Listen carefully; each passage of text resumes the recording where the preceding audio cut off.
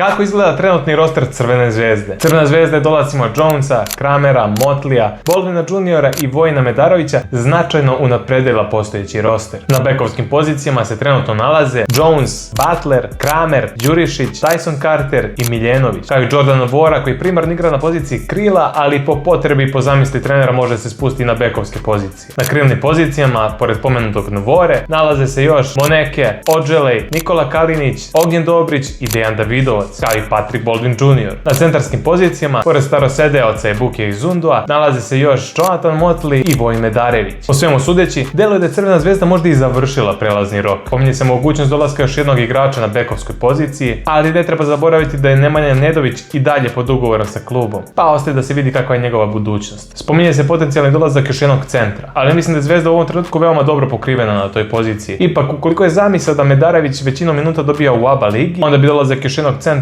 imao smisla. Brojni klubovi su zainteresovani za Nvoru i Odželeja, pa će jedan od važnijih zadataka crveno-belih biti da ih zadrže. Kako vam se čini ovaj roster? Da li biste nešto menjali?